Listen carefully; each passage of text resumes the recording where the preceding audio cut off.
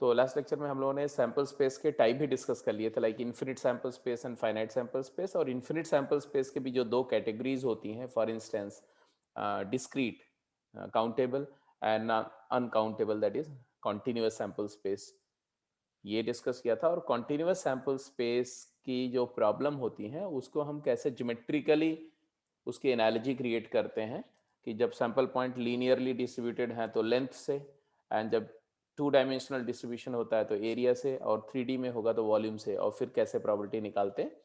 तो थोड़ा आइडिया दिया था। एट द एंड जो लास्ट में डिस्कस होगा ये ज्योमेट्रिकल प्रॉपर्टी में बहुत डिटेल में, ठीक है। So let's continue to define the specific events और फिर क्लासिकल डेफिनेशन ऑफ प्रोबेबिलिटी। तो पहला पॉइंट जहां से हम लोग बिगन कर रहे हैं आज today, write down the possible and impossible events. Possible and impossible events क्या है? तो what are the possible and impossible events?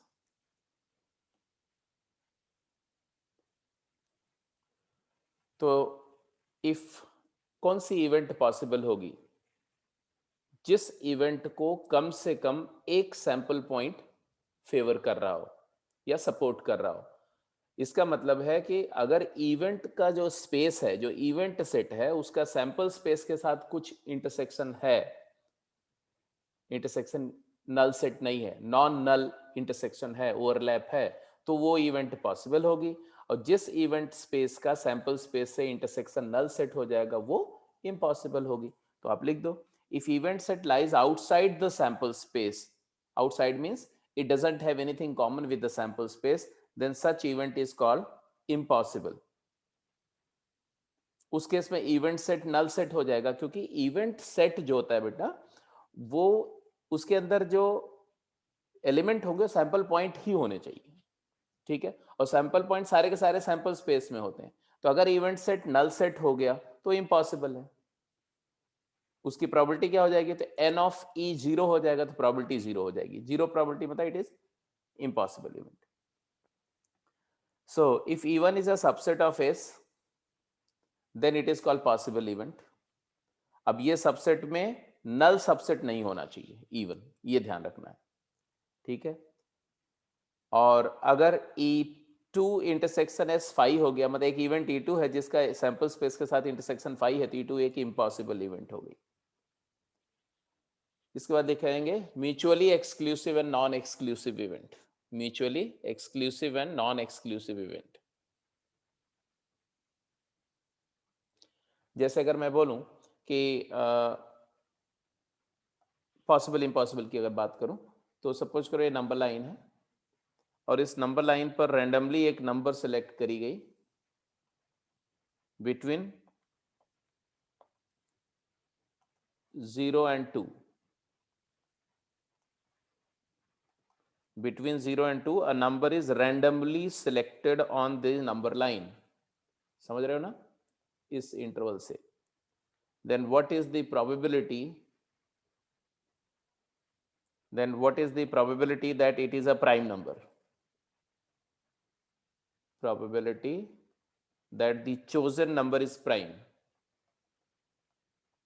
chosen number be prime. तो आप क्या बोलोगे? बोलोगे ये इम्पॉसिबल इवेंट है, क्योंकि 0 ओपन से 2 ओपन में कोई भी प्राइम नंबर नहीं एग्जिस्ट करती है, तो इम्पॉसिबल इवेंट है, ठीक है। और अगर ये 0 ओपन टू 2 क्लोज कर दें, तो अगर क्लोज्ड 0 से 2 कर दें, तब आपका क्या आंसर होगा? A number is selected randomly between closed 0 to 2. X belongs to closed 0 to 2. Then what is the probability that X is prime? अब बोलो, अब क्या बोलोगे? ये इवेंट पॉसिबल होगी कि इम्पॉसिबल, ये बताओ। Now this event will be possible और इम्पॉसिबल?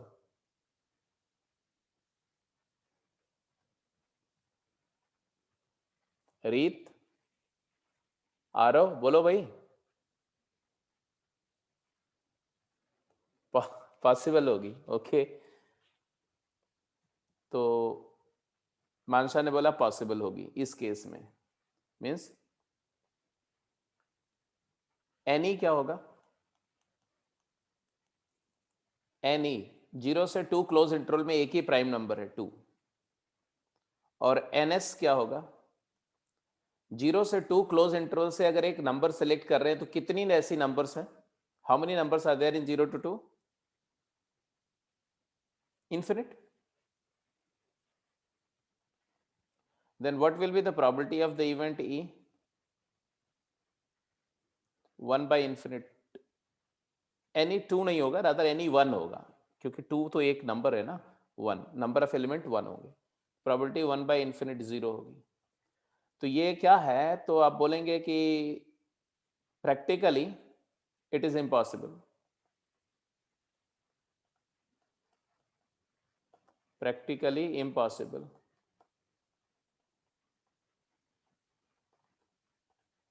theoretically possible.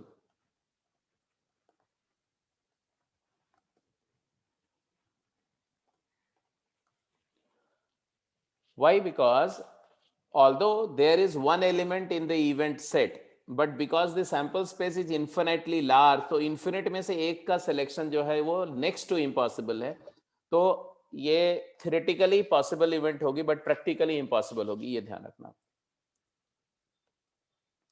ठीक है जी, अब आ जाइए mutually exclusive and non exclusive event. Mutually exclusive and non exclusive event. Exclusive मतलब होता है डिसजॉइंट, एक्सक्लूसिव का मतलब क्या होता है, डिसजॉइंट। तो अगर मैंने बोला म्यूचुअली एक्सक्लूसिव इवेंट क्या, तो लिखो अ set of event, properly define करो, डेफिनेशन लिखो, अ set of events E1, E2, E3, En, मान लो n नंबर ऑफ इवेंट्स की बात मैं कर रहा हूं, E1, E2, E3, En are called mutually exclusive, are called mutually exclusive if no two event of the set have any sample point in common। अगर उस set के सारे पेयर ऑफ इवेंट्स म्यूचुअली क्या है, डिसजॉइंट है, कोई भी दो में कुछ भी कॉमन नहीं है, तो पूरा सेट म्यूचुअली एक्सक्लूसिव बोला जाएगा। इसको हम ऐसे लिखेंगे, E1, E2, E3 and En are mutually exclusive। कब होगा, if and only if EI intersection EJ is equal to null set for all I and J। तो कोई भी दो इवेंट लो इस सेट की, उनका इंटरसेक्शन नल सेट होना चाहिए, ठीक है, तब वो mutually exclusive set of events बोली जाएंगी। और नॉन एक्सक्लूसिव तो बताने की जरूरत नहीं, अगर कोई भी दो में एक भी एलिमेंट कॉमन आ गया तो क्या हो गया, नॉन एक्सक्लूसिव हो गया। And if any two of these have at least one common element, at least one common sample point, one common, क्योंकि इवेंट्स के जो एलिमेंट होते हैं ना इवेंट सेट के, वो सैंपल पॉइंट ही होते हैं, then set, the entire set will be called non exclusive. तो एक्सक्लूजन जो होता है वो एक सेट ऑफ इवेंट के लिए बोला जाता है, ये ध्यान रखना, ये नॉन एक्सक्लूसिव हो जाएगा, कौन, ये पूरा सेट नॉन एक्सक्लूसिव हो जाएगा उस केस में। मतलब E1 E2 में कुछ नहीं कॉमन, E1 E3 में भी नहीं कॉमन है, E2 E3 में भी नहीं है, मान लो कोई EJ और EK में कुछ कॉमन आ गया तो पूरा सेट नॉन एक्सक्लूसिव हो जाएगा। तो mutually exclusive and non exclusive का डेफिनेशन समझ में आ गया, लिख लिया इसको, बताते रहो साथ के साथ में बेटा, don't keep quiet, right.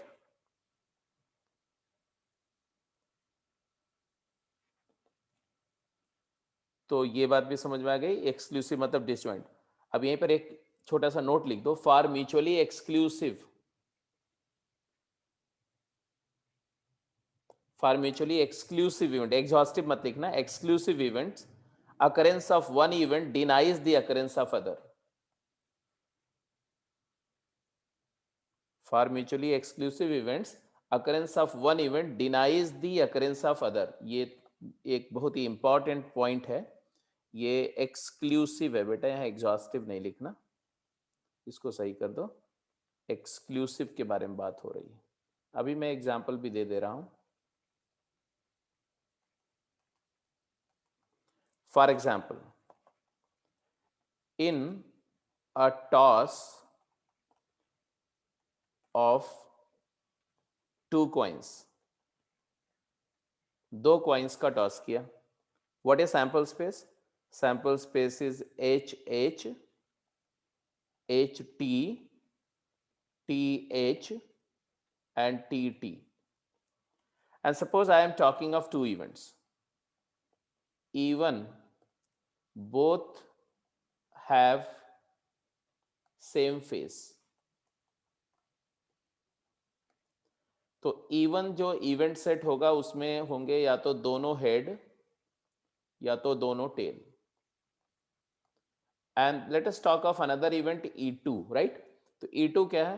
Both have opposite, both coins have opposite face. Opposite face मतलब एक पर हेड तो दूसरे पे टेल. तो ऑब्वियसली ये इवेंट सेट हो जाएगा H, T, T, H.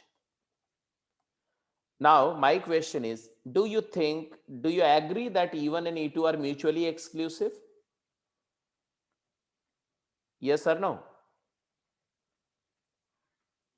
E1 intersection E2 null set है, तो clearly mutually exclusive set of events है, म्यूचुअली एक्सक्लूसिव है.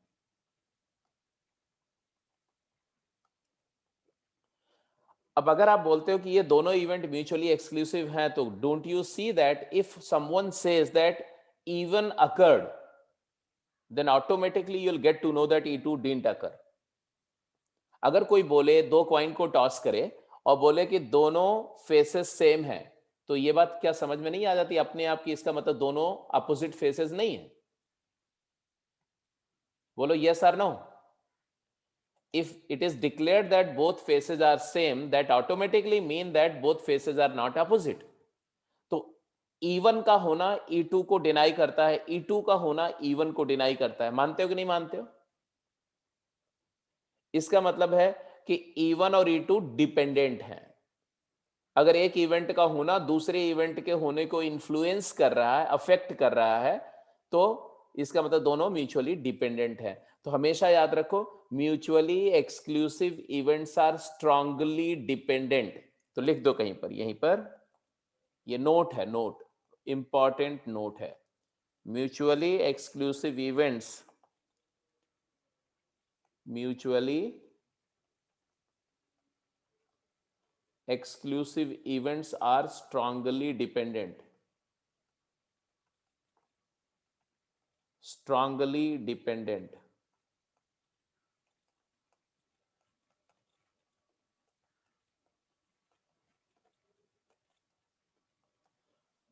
मेजॉरिटी लोग ये समझते हैं कि अच्छा एक्सक्लूसिव इवेंट है तो इसमें तो कुछ कॉमन ही नहीं है, तो ये तो इंडिपेंडेंट है. ये गलत है. अभी आपको डिपेंडेंस इंडिपेंडेंस की बात करूंगा तो ज्यादा क्लियर होगा.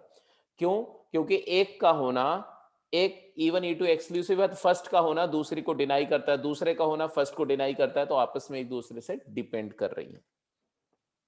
तो म्यूचुअल एक्सक्लूसिव है, नॉन एक्सक्लूसिव समझ में आ गया. अब आ जाते हैं नेक्स्ट कॉन्सेप्ट पे. बेटा नोट कर लिया? मैं अगले स्लाइड पे जा रहा हूं. Shall I? Okay, thank you. तो अगला कॉन्सेप्ट लिखेंगे म्यूचुअली एक और बात भी लिख दो, ये भी लिख दो. Sum of probabilities of mutually exhaustive event is less than equal to 1. Mutually exclusive event, sorry, ये दोनों ही जगह पे एग्जॉस्टिव नहीं होना, एक्सक्लूसिव इवेंट्स. तो लेट मी करेक्ट इट. यहां पर भी एक्सक्लूसिव होना चाहिए बेटा, और यहां पर भी एक्सक्लूसिव होना चाहिए. Late me correct it. क्या? म्यूचुअली एक्सक्लूसिव इवेंट्स की बात कर रहा हूं मैं.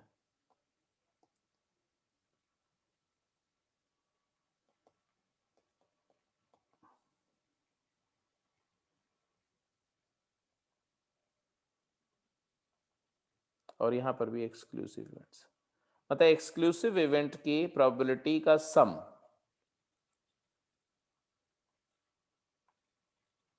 वो हमेशा लेस देन इक्वल टू 1 होगा। क्यों? क्योंकि अगर E1 और E2 E3 अगर म्यूचुअली एक्सक्लूसिव है, फॉर एग्जाम्पल, तो हम बोलेंगे E1 union E2 union E3 will be a subset of S, क्योंकि भाई सारी इवेंट का यूनियन S का सबसेट ही होगा, ये तो मानते हो आप। अब हम देयरफॉर नंबर ऑफ, ये प्रूफ दे रहा हूं मैं, इस नोट कर लो, number of E1 union E2 union E3 will always be less than equal to number of S। Obvious सी बात है।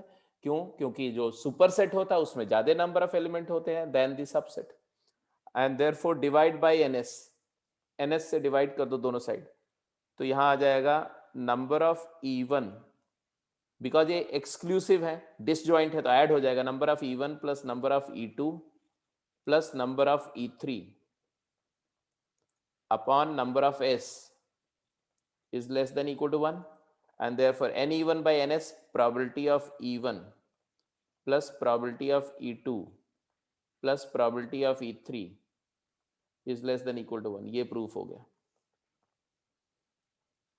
अब मैंने 3 इवेंट लिया, आप n नंबर ऑफ इवेंट ले लेंगे तो भी इस बात को प्रूफ कर सकते हैं। I hope it sounds very clear. बीच में बताते रहोगे बेटा, बताते रहोगे तभी मुझे समझ में आएगा कि you are comfortable, you are getting the idea. Okay, अब आप अगली हेडिंग पे जाओ, write down exhaustive set of event. ये टर्म्स इसलिए इंपॉर्टेंट है इतना डिटेल में डिस्कस करना, क्योंकि हर क्वेश्चन में, हर एक नेक्स्ट सेकंड क्वेश्चन में या हर सेकंड क्वेश्चन आपको ये मिलेगा, this set are mutually exclusive and exhaustive, this are impossible, this is possible, this is certain, है ना। तो ये सब टर्म्स आपको अच्छे से क्लियर होने चाहिए। थ्योरी ऑफ प्रोबेबिलिटी में language 50% is a language, if you don't know how to interpret the language correctly you are certainly going to get wrong answer. तो आते हैं एग्जॉस्टिव सेट ऑफ इवेंट की बात करते हैं। एग्जॉस्ट का मतलब क्या होता है? एग्जॉस्ट का मतलब होता है फिनिश आउट, है ना, फिनिश इट। तो दिस इज एग्जॉस्टेड मतलब फिनिश हो गया, खत्म हो गया। तो एग्जॉस्टिव सेट ऑफ इवेंट का मतलब हुआ कि एक सेट के अंदर में इवेंट को लेते जाओ लेते जाओ लेते जाओ लेते जाओ लेते जाओ till all sample point are included. क्योंकि what is the supreme set? Sample space. Sample space में सारे सैंपल पॉइंट है। अब मैंने पहली इवेंट लिया उसमें कुछ सैंपल पॉइंट है, फिर दूसरी इवेंट लिया कुछ और सैंपल पॉइंट है, तो तीसरी लिया तो कुछ और सैंपल पॉइंट है। अब अगर इतनी सेट ऑफ इवेंट आपने ले लें कि उनका यूनियन सैंपल स्पेस हो गया, तो उसको बोलते हैं एग्जॉस्टिव सेट ऑफ इवेंट्स। तो लिख दो, right it down. A set of event is called mutually exhaustive, ये रिलेटिव डेफिनेशंस हैं। A set of event is called mutually exhaustive if and only if any performance, अब ये मैं indirectly बोल रहा हूं लेकिन मीनिंग वही है, any performance of the experiment always results into occurrence of at least one of the event of the set। मतलब एक इवेंट का सेट है ना, तो उसको एग्जॉस्टिव सेट ऑफ इवेंट कब बोलेंगे?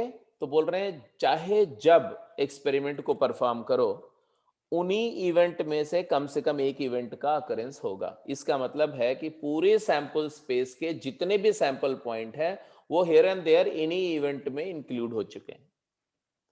तो कैसे भी एक्सपेरिमेंट परफॉर्म करो इनमें से किसी न किसी इवेंट का होना तय है, सर्टेन है। क्योंकि अगर एक भी सैंपल पॉइंट इनमें से मिसिंग होता, इनमें से किसी में नहीं होता, तो ये आप क्लेम नहीं कर पाते कि whenever the experiment will be performed some of the event of this set is certainly going to happen। इसका मतलब क्या हुआ? तो इसका सेट थियोरेटिक मीनिंग हुआ है। अभी तो प्रोबेबिलिस्टिक टर्म में डिफाइन किया मैंने ना, कि जब भी करोगे इन्हीं में से कम एक इवेंट का अकरेंस होगा। बट सेट थियोरेटिक टर्म्स में ऐसा तभी पॉसिबल होगा जब इन सारे इवेंट स्पेसेस का यूनियन सैंपल स्पेस हो जाए। तो लिख दो, that is the union of EIs means E1 union E2 union E3 up to En is equal to sample space। याद रहेगा, अगर 3 इवेंट है तो उनको हम म्यूचुअली एग्जॉस्टिव कब बोलेंगे, जब उनका यूनियन सैंपल स्पेस हो जाए, और म्यूचुअली एक्सक्लूसिव कब बोलेंगे, जब उनमें से कोई भी दो में कुछ भी कॉमन ना हो। जैसे फॉर एग्जाम्पल, तो मैं बोलूंगा कि अगर मैं एक फॉर इंस्टेंस देखना चाहता हूं, तो इन रोलिंग अ डाइस, ये हमारा क्या है, ये हमारा एक एक्सपेरिमेंट है, रोलिंग अ डाइस। अब इस एक्सपेरिमेंट में मैं इवेंट डिफाइन कर रहा हूं, E1 E2 E3 E4। E1 क्या, occurrence of odd number. E2 क्या है, occurrence of prime numbers, prima facie. E3 क्या है, occurrence of multiple of 6, 3, 3K। E4 क्या है, occurrence of even number, even face. Now I would say that, do you think that E1 and E2 mutually exclusive हैं? E1 E2 mutually exclusive हैं, E1 and E2? No. Odd 135, odd मतलब 135, ऐसे अब लिखो इसको, तो 135, और प्राइम मतलब 235, तो एक एलिमेंट कॉमन है, तो नॉन एक्सक्लूसिव। अच्छा जी, do you think that they are exhaustive? क्या E1 E2 एग्जॉस्टिव है? तो E1 जब कभी एक्सपेरिमेंट परफॉर्म करोगे तो क्या गारंटी कर सकते हो कि E1 या E2 में से कुछ होगा? नहीं कर सकते। जैसे 4 आया, 6 आया, 1 2 3 5 तो है इसमें, 4 एंड 6 नहीं है, तो 4 या 6 का अकरेंस हुआ तो ना तो E1 होगी ना तो E2 होगी। मतलब E1 E2 का यूनियन लिया तो सैंपल स्पेस फॉर्म नहीं हो रहा है, तो non exclusive, non exhaustive. I hope आपको समझ में आ रहा है। एक्सक्लूसिव भी नहीं, एग्जॉस्टिव भी नहीं। अच्छा, अब इन तीनों की बात करते हैं, E1 E2 E3, क्या ये एक्सक्लूसिव तो नहीं है? क्या ये एग्जॉस्टिव है अगर मैं तीनों को कंसिडर कर लूं सेट में? तो ये जो सेट आया तुम्हारा, इसमें क्या आएगा एलिमेंट, इसमें एलिमेंट्स आएंगे 3 एंड 6। तो भाई इसको इंक्लूड करने पर अगर मैं E1 union E2 union E3 करता हूं, तो हमारे सेट ऑफ इवेंट में आएगा 1 2 3 5 6, तो 4 अभी भी नहीं आया, तो it is not equal to sample space. तो ये भी एग्जॉस्टिव नहीं, नॉन एग्जॉस्टिव, ये भी नॉन एग्जॉस्टिव है, म्यूचुअली एग्जॉस्टिव नहीं है। अब अच्छा, अगर मैं ये अगर मैं ये चौथा ले लेता हूं तो, अब बताओ, E4 और E1 लेता हूं, अब बताओ, E4 and E1, E1 and E4 are exhaustive और नॉट? तो E4 में आ गया 2 4 6, exhaustive, and mutually exclusive as well, mutually exclusive भी हो गए ये, luckily,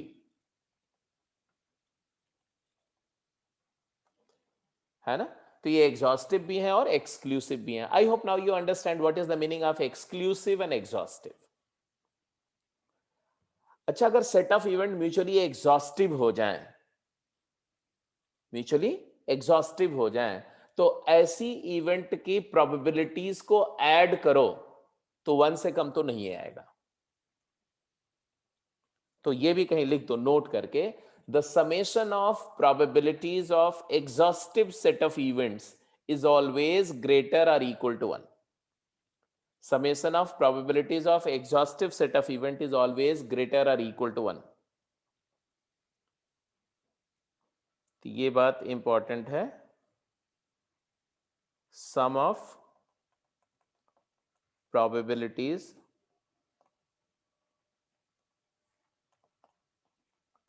of exhaustive set of events, exhaustive set of events is greater than equal to 1. This is very important. तो तीन बातें बहुत इंपॉर्टेंट हैं जो मैंने अभी पीछे बताई कि एक्सक्लूसिव इवेंट्स की प्रोबेबिलिटीज का सम हमेशा लेस देन 1 और इक्वल टू 1 होता है और एग्जॉस्टिव का ग्रेटर इक्वल टू 1 होगा. अगर कोई set of event mutually exclusive भी हो जाए एंड एग्जॉस्टिव भी हो जाए तब उसकी प्रोबेबिलिटी का सम 1 हो जाता है. ठीक है. और एक्सक्लूसिव इवेंट जो होती हैं वो म्यूचुअली डिपेंडेंट होती हैं, स्ट्रांगली डिपेंडेंट होती हैं. So this is how mutual exclusion and exhaustive events go. I hope everything is clear. I am going to the next. तो ये भी लिखा हुआ देखो, sum of probability of exhaustive set of event is greater than equal to 1. In an experiment of rolling a fair dice, if I define 4, occurrence of odd face, occurrence of prime face, occurrence of even face and occurrence of multiple of 3, तो आपने देख ही लिया, इसके बारे में पूरा describe कर दिया हम लोगों ने. ठीक है. तो पॉसिबल इवेंट क्लियर है, इम्पॉसिबल इवेंट क्लियर है, म्यूचुअली एक्सक्लूसिव क्लियर है, नॉन एक्सक्लूसिव क्लियर है, एग्जॉस्टिव क्लियर है, नॉन एग्जॉस्टिव क्लियर है. ठीक है. Now we are moving to few more classifications और फिर प्रोबेबिलिटी की थियोरी का डेफिनेशन से स्टार्ट करते हैं, डिफाइन करते हैं प्रोबेबिलिटी को. हटाओ इसको.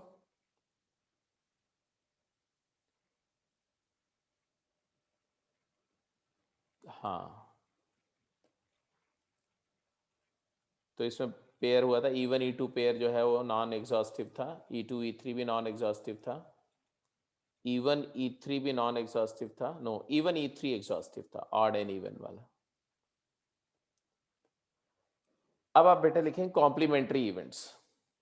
ये तो आपको समझ में आता है. Two events E1 and E2 are said to be complementary if they are mutually exclusive as well as exhaustive. Complementary मतलब कॉम्प्लीमेंट्री सेट, कॉम्प्लीमेंट्री सेट है वही चीज है, कोई नई बात नहीं. तो अगर ये दो इवेंट म्यूचुअली एक्सक्लूसिव भी हो जाए और एग्जॉस्टिव भी हो जाए, मतलब दोनों में कुछ कॉमन भी ना हो और दोनों का यूनियन लेके सैंपल स्पेस बन जाए, तो उसी को हम बोलते हैं क्या, कॉम्प्लीमेंट्री सेट ऑफ इवेंट्स. इसका मतलब यहां पर आप बोल रहे हैं कॉम्प्लीमेंट्री होने के लिए that E1 union E2 must be sample space and E1 intersection E2 is equal to null set. तो ये वेन डायग्राम पर ये ऐसे दिखेंगे. This is Venn diagram, here it is E and whatever is left out outside of E, that is E bar. ये E है और ये E bar है, ये sample space है S. So let me show the E bar. E bar will be everything that lies outside E. So let me put it like this.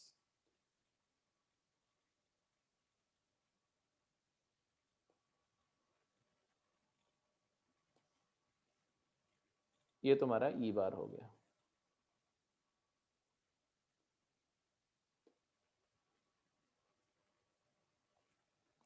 ठीक है. तो क्लियर है कि probability of E1 union E2 is equal to probability of S, क्योंकि अगर ये दोनों event set equal है तो दोनों की प्रोबेबिलिटी भी सेम होगी क्योंकि नंबर ऑफ एलिमेंट सेम है दोनों. एंड देयरफॉर बिकॉज ये एक्सक्लूसिव है, डिसजॉइंट है, तो ये आ जाएगा प्रोबेबिलिटी ऑफ E1, या नंबर कर देते हैं, चलो प्रोबेबिलिटी अभी नहीं करते हैं, नंबर ही लिख देते हैं यहाँ पर, n ऑफ. तो यहाँ से आ गया n of E1 union E2 is equal to ns, therefore n of E1 plus n of E2 minus n of E1 intersection E2 जो कि 5 है, तो इसका नंबर तो 0 ही हो जाएगा, इक्वल टू ns हो जाएगा. तो यहाँ से आ जाएगा number of E1 plus number of E2 and is equal to number of S. Number of S से डिवाइड कर दो. अगर आप ns से डिवाइड करते हैं तो आ जाएगा number of E1 by number of S, that is probability of E1 plus probability of E2 is equal to 1. तो ये एक रूल आ गया. और ये भी याद रखो कि ऐसे केस में E2 E1 is called E2 complement, E2 bar, और E2 is called E1 bar. तो ये दोनों एक दूसरे के कॉम्प्लीमेंट्री या बार कॉम्प्लीमेंट्री इवेंट बोली जाती हैं. तो अब ये सी बात है कि अगर मैं प्रोबेबिलिटी ऑफ ई लिखता हूं plus probability of E bar, तो ये हमेशा क्या आएगा 1। यही है complementary rule of the probability, it is called complementary rule.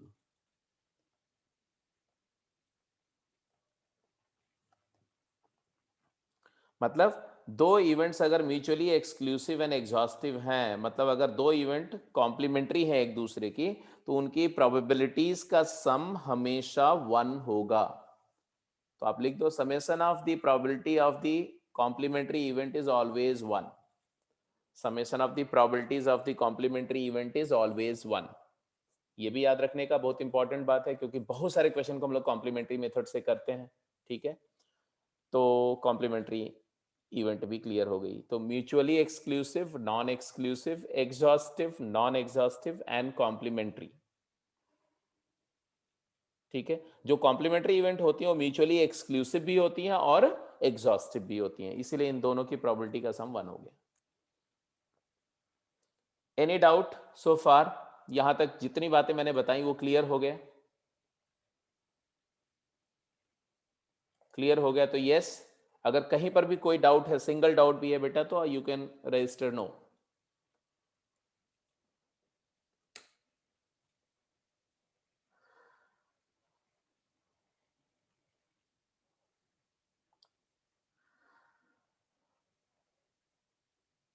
थोड़ा प्रॉम्प्टली रिप्लाई करो जल्दी से।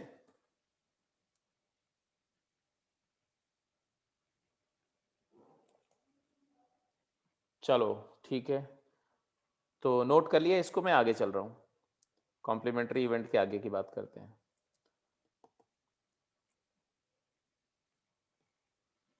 जैसे इन an experiment of rolling a pair of dice, occurrence of doublet and occurrence of different face, ये म्यूचुअली कॉम्प्लीमेंट्री है। क्योंकि डबलेट का मतलब क्या होता है? डबलेट का मतलब होता है सेम फेस। डबलेट का मतलब होता है सेम फेस। तो जैसे कि 1 1, 2 2, 3 3, 4 4, 5 5, 6 6, ये तुम्हारा जो हो गया इवन इवेंट हो गया। और E2 इवेंट क्या हो जाएगा?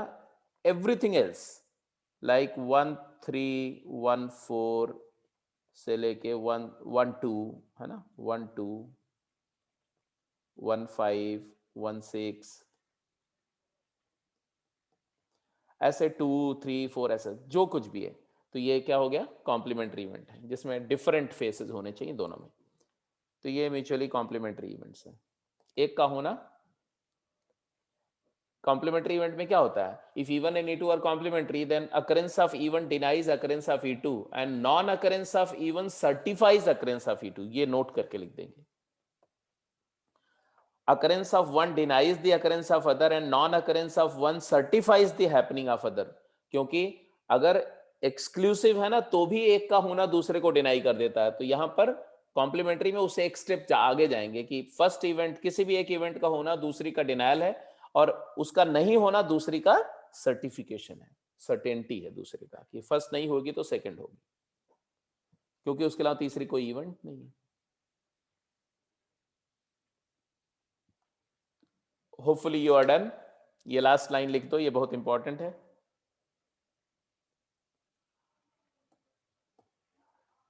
आप बोल रहे होंगे हर चीज को मैं इंपॉर्टेंट ही बोल रहा हूँ, डेफिनेटली, क्योंकि शुरू शुरू में जितनी बातें मैं बता रहा हूँ ये बहुत इंपॉर्टेंट है। बाद में आप यूज टू हो जाएंगे, ऐसा नहीं कि आपको फोर्सफुली इनको याद रखना पड़ेगा। It will get in to your mind. अब कॉम्प्लीमेंट्री इवेंट अगर हम समझ गए, तो अब थ्योरी ऑफ प्रोबेबिलिटी को समझने के लिए सिर्फ दो बातें और समझनी है। क्या? इक्वली लाइकलीहुड ऑफ इवेंट क्या मतलब होता है, और दूसरा डिपेंडेंट और इंडिपेंडेंट इवेंट का क्या सेंस होता है। ठीक है, तो we are moving to the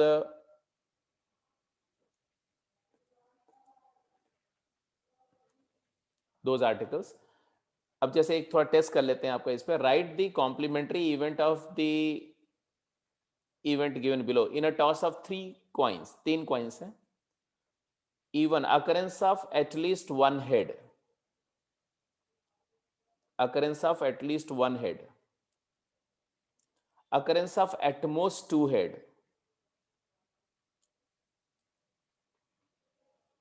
अब इसका कॉम्प्लीमेंट्री इवेंट बोलना है आपको, पहले इसका बोल दो, या चलो उसको, ये सारे क्वेश्चन का कॉम्प्लीमेंट्री इवेंट क्या होगा?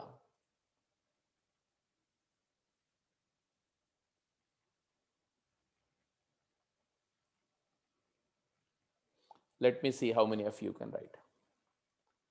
कितनी कॉइन टॉस कर रहे हैं? 3.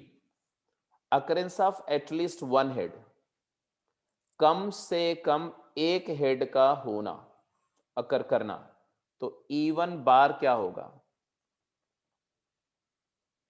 अब कम से कम एक हेड में 1 हेड 2 टेल के केसेस होंगे, 2 हेड 1 टेल के केसेस होंगे, और 3 हेड के केसेस होंगे. तो क्या नहीं आया? 0 हेड. मतलब E one bar will be tail tail tail, all 3 tails. No head, या दैट इज नो हेड. अब देखो, टोटल 8 केसेस हैं, एक केस आ गया कॉम्प्लीमेंट्री में, 7 केसेस इवेंट में आ गए. तो ऐसे केस में प्रोबेबिलिटी निकालते समय कॉम्प्लीमेंट्री इवेंट की प्रोबेबिलिटी निकालना ज्यादा आसान होगा. ठीक है, तो इस तरह की सिचुएशन में हम लोग कॉम्प्लीमेंट्री रूल से जाएंगे. इवन बार की प्रोबेबिलिटी निकाल लेंगे. प्रोबेबिलिटी ऑफ इवन बार क्या आएगी बताओ? इवन बार की प्रोबेबिलिटी आएगी, एक फेवरेबल है, टोटल 8 है, 1/8. तो प्रोबेबिलिटी ऑफ इवन क्या आ जाएगा? It is 1 minus 1/8, that is 7/8. इसको बोलते हैं कॉम्प्लीमेंट्री रूल. क्यों कॉम्प्लीमेंट्री इवेंट पढ़ रहे हैं, समझने की ज्यादा कोशिश कर रहे हैं, सो दैट आप अच्छे से कॉम्प्लीमेंट्री इवेंट क्रिएट कर सको और उसका यूज कर सको टाइम बचाने के लिए. अब आ जाओ दूसरा, ये तो समझ में आ गया, इसकी बात करो. हाँ, एटमोस्ट 2 हेड, ज्यादा से ज्यादा 2 हेड. अब E2 का कॉम्प्लीमेंट्री इवेंट क्या होगा बेटा? अब पहले E2 को समझो. तो मैक्सिमम 2 हेड का मतलब है 0 हेड, 1 हेड, 2 हेड. 0 हेड मतलब no tail, sorry all tail. 1 head 2 tail, 2 head 1 tail. तो क्या नहीं है इसमें? 3 हेड.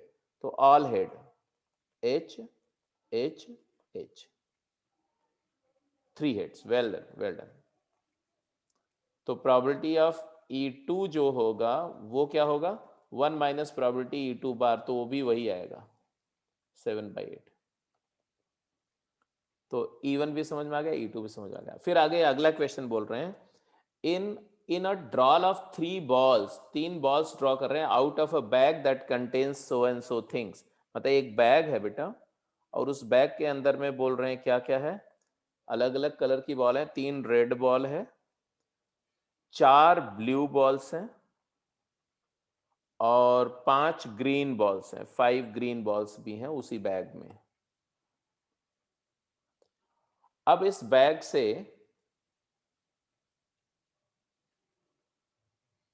3 बॉल निकाली गई. 3 balls are drawn, 3 balls drawn.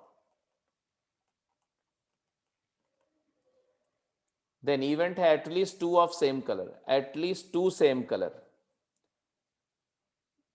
कम से कम 2 बॉल एक ही कलर की हैं. तो इसका कॉम्प्लीमेंट्री इवेंट क्या होगा?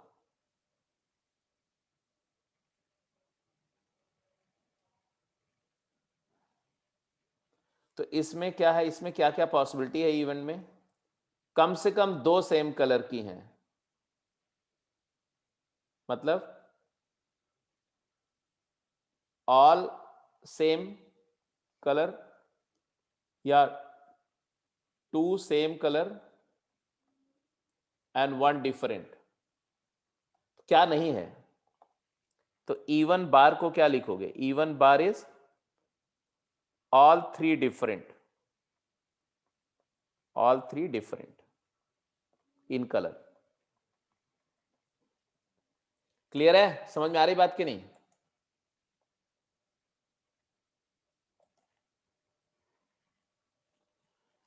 अब यहां बोल रहा है at least 2 ball of different colour, कम से कम 2 डिफरेंट है, कम से कम 2 डिफरेंट है.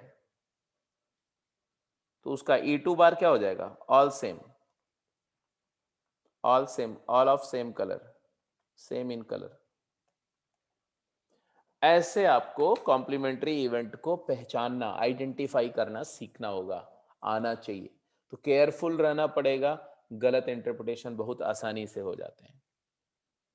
एट लीस्ट, एट मोस्ट, ये सब का मीनिंग अच्छे से क्लियर होना चाहिए। तो चलो अच्छी बात है, कॉम्प्लीमेंट्री इवेंट के बारे में समझ आ गई है। बाकी क्वेश्चन करते करते और मेच्योरिटी आएगी।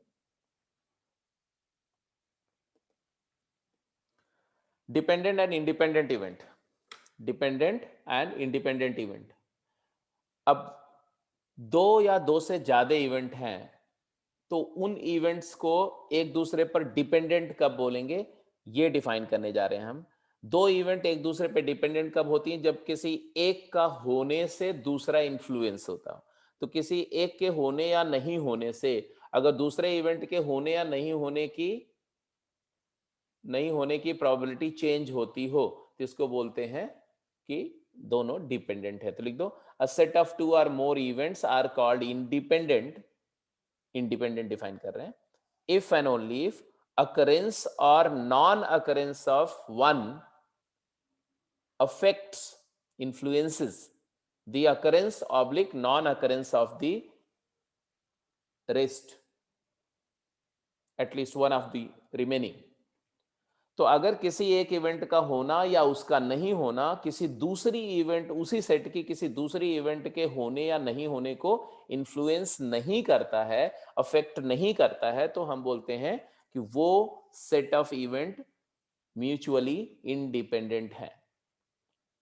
और अगर करता है, अगर उस सेट के किसी इवेंट का होना या नहीं होना उस सेट के किसी भी दूसरे इवेंट के होने या नहीं होने को अफेक्ट करता है, इन्फ्लुएंस करता है, तो हम बोलते हैं कि वो सेट म्यूचुअली डिपेंडेंट है। तो mutual dependence and mutual independence का मतलब यही है, सिंपल सा। ये प्योरली प्रोबेबिलिस्टिक है। एक्सक्लूसिव एंड नॉन एक्सक्लूसिव वो सेट थियोरेटिक प्रॉपर्टी है, सेट थियरी से डिसाइड होता है। But dependence and independence set theory से डिसाइड नहीं होता, वो हमेशा चांसेस से डिसाइड होता है, चांस ऑफ अकरेंस को, मतलब प्रोबेबिलिस्टिक डेफिनेशन है ये।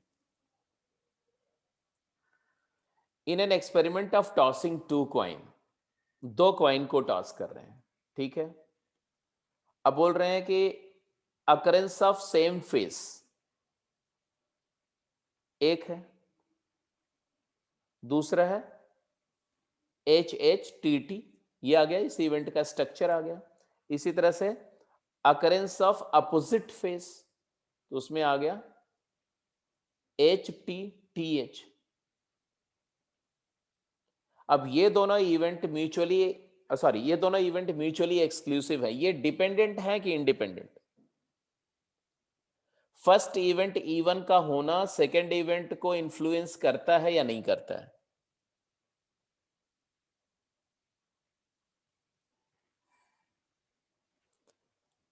बिल्कुल करता है, क्योंकि अगर फर्स्ट इवेंट हुई तो सेकंड इवेंट नहीं हुई। फर्स्ट की प्रोबेबिलिटी अगर आएगी तो फर्स्ट डिक्लेयर हो गई तो सेकंड की प्रोबेबिलिटी क्या हो जाएगी? जीरो हो जाएगी। सेकंड हुई तो फर्स्ट नहीं होगी, तो ये डिपेंडेंट इवेंट है।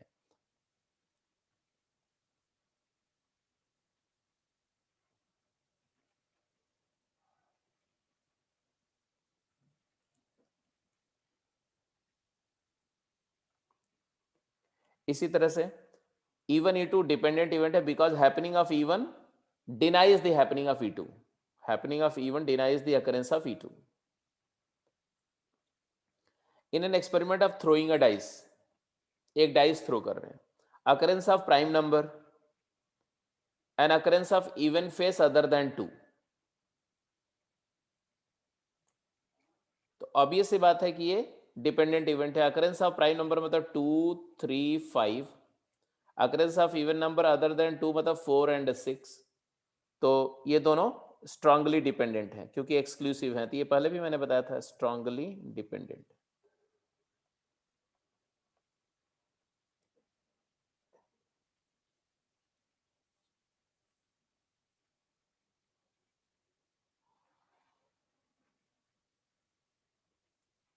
तो ये है कि डिपेंडेंस इंडिपेंडेंस का मतलब है कि वो एक का होना दूसरे को इन्फ्लुएंस कर रहा है कि नहीं। अभी इतना ही समझो, हालांकि ये बात इतनी सिंपल नहीं है। जब आप डिपेंडेंट इंडिपेंडेंट पढ़ेंगे प्लस टू में तब जाके समझ में आएगा कि ये बहुत क्रिटिकल बात है और इसको कई बार बहुत मुश्किल होता है आइडेंटिफाई करना, तो तब धीरे धीरे समझ में आएगा। अभी उस पर बहुत डिटेल में नहीं जाना है 11th में, इसलिए मैं अभी बहुत ज्यादा डिस्क्रिप्टिव तरीके से आगे मूव नहीं कर रहा हूँ, सिर्फ मैंने डेफिनेशन बता दी आपको, ठीक है। तो जैसे एक क्वेश्चन लेते हैं, दो कार्ड्स ड्रॉ किए जा रहे हैं, एक 52 कार्ड्स का पैक है। अब ये कार्ड्स के बारे में तो इंफॉर्मेशन आपको है ना, तो फिर भी मैं बता देता हूं एक बार, और जितना मैं बताऊंगा उतना याद रखना, उससे ज्यादा बिल्कुल नहीं याद रखने की कोशिश करना। तो हम स्ट्रक्चर कार्ड्स के बारे में, इंट्रोडक्शन टू कार्ड्स लिख लो फटाफट ये बस। तो ऑर्डिनरी कार्ड है, ऑर्डिनरी कार्ड मतलब पैक ऑफ 52 कार्ड होता है, पैक ऑफ 52 कार्ड्स। ये 52 कार्ड्स का जो पैक होता है बेटा, ऑर्डिनरी प्लेइंग कार्ड्स जिसको बोलते हैं, उसमें 4 सूट्स होते हैं।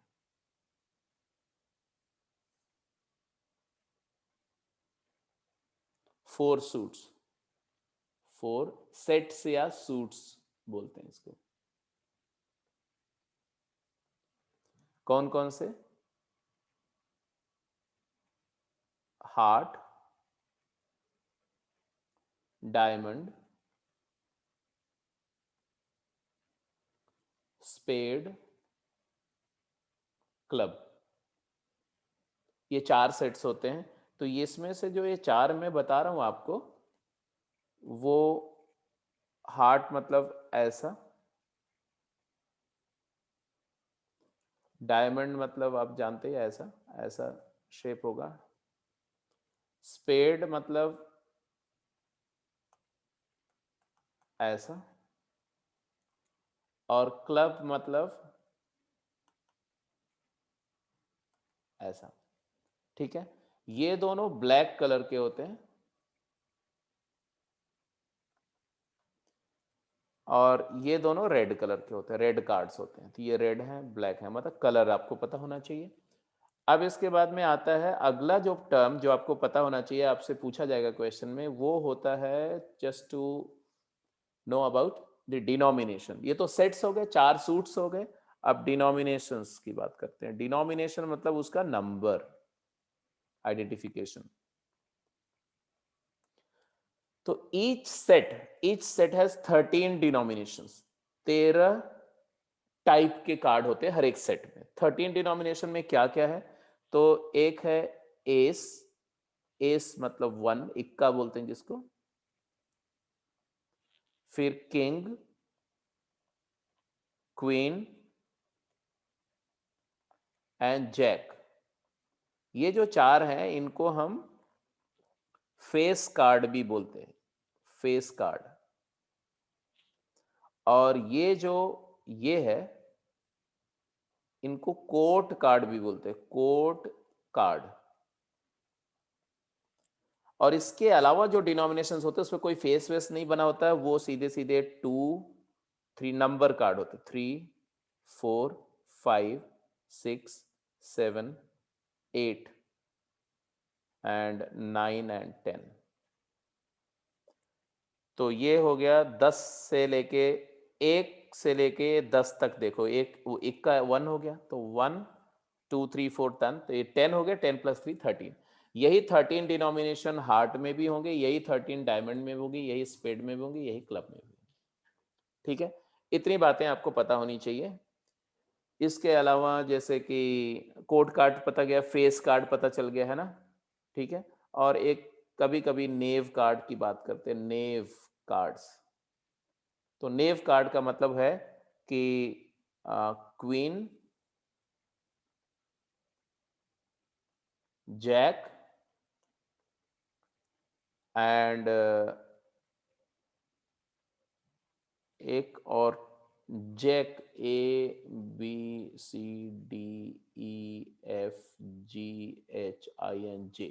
तो जे कौन से नंबर पे आ रहा है? 4 4 8 10, तो 10 नंबर वाला कार्ड। ये तीनों को नेव कार्ड बोलते हैं, क्वीन, जैक एंड 10 नंबर वाला कार्ड को नेव कार्ड बोलते हैं। तो कार्ड्स के बारे में इससे ज्यादा आपको कुछ भी जानने की जरूरत नहीं है। अगर आप इतना नहीं जानते हैं तो क्वेश्चंस नहीं हैंडल कर पाएंगे। और अगर इससे ज्यादा जानते हैं तो आपका टाइम वेस्ट होगा, ठीक है। तो इसलिए इतना जानना जरूरी था, मैंने बता दिया। Now come back to that question. इसको नोट कर लिया तो मैं पिछले क्वेश्चन पे जाऊं।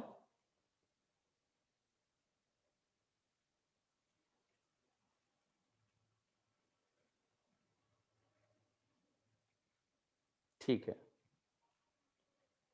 ये क्वेश्चन को पढ़ो। Two cards are drawn from 52 playing cards one after another with replacement, मतलब विद रिप्लेसमेंट, ये बात इंपॉर्टेंट है। यस यस, 4 इन टोटल नहीं, 4 इन वन सेट, चारों चारों में होगा ना। तो E1 first card is spade, E2 second card is king,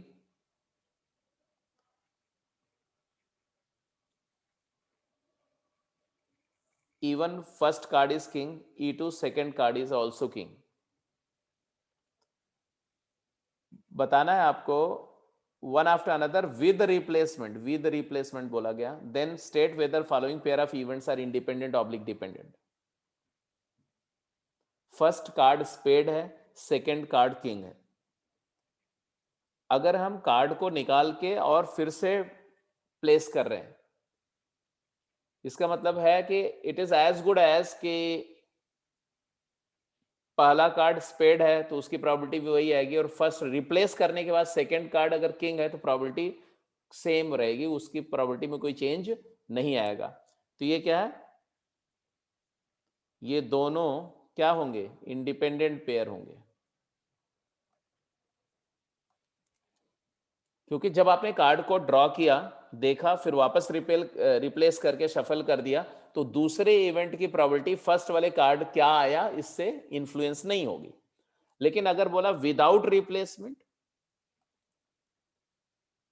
अब विदाउट रिप्लेसमेंट में देखो, जैसे मान लो ए वाले पार्ट की बात करो, विद रिप्लेसमेंट में प्रोबेबिलिटी ऑफ इवन क्या आएगा, बोलो probability of E one, first card is spade, तो स्पेड मतलब 13 फेवरेबल 52, 1/4 आएगा।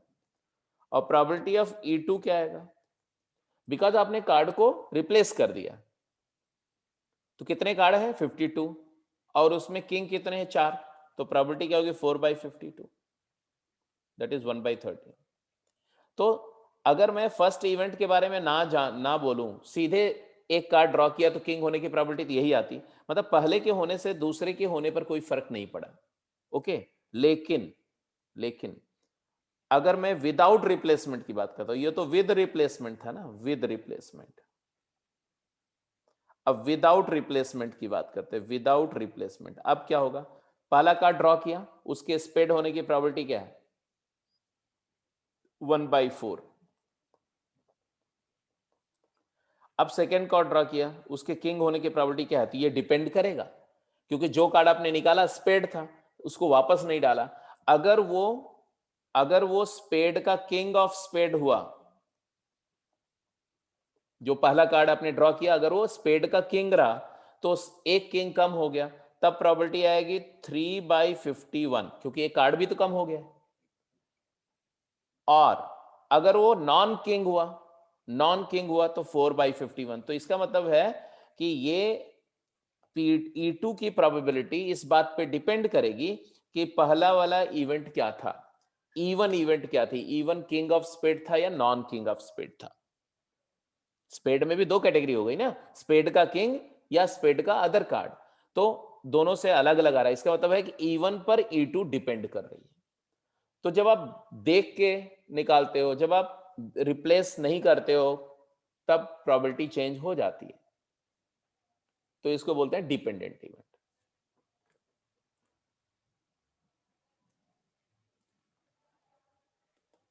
ओके जी, now last point, equally likely event. तो बहुत देर से थ्योरेटिकल डिस्कशन चल रहा है तो बोरिंग हो जाता है। इक्वली लाइकली इवेंट क्या है ये देखो और फटाफट प्रोबेबिलिटी डिफाइन करो। इक्वली लाइकली, लाइकलीहुड मतलब होता है,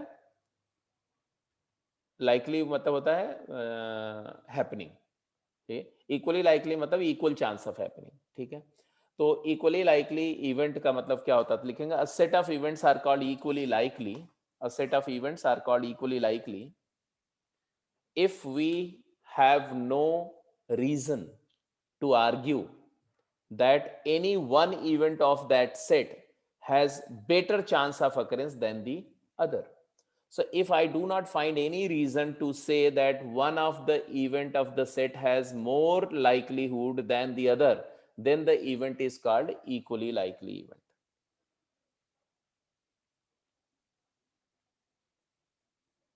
ठीक है, जैसे एक फेयर क्वाइन है, तो हेड आना और टेल आना इक्वली लाइकली है. I have no reason to say that head आना is more likely to occur than tail आना, क्योंकि दो ही फेसेस हैं, दो ही फेसेस हैं, और एक पर हेड है एक पर टेल है. और आरबीआई ने इस तरह से मैन्युफैक्चर किया हुआ है कि जब आप टॉस करते हो तो दोनों फेसेस का अकरेंस सिमिलर लाइकलीहुड के साथ होता है. ठीक है, मिंटिंग ऐसी करी गई कॉइन की. ऐसे एक फेयर डाइस को रोल करो तो 6 फेसेस हैं, all edges are perfectly rounded and smooth. तो ऑब्वियस सी बात है कि 6 में से कोई भी फेस आने की प्रोबेबिलिटी सेम है, तो 1 आने की प्रोबेबिलिटी 2 की, 3 की, 4 की, सब इक्वली लाइकली है.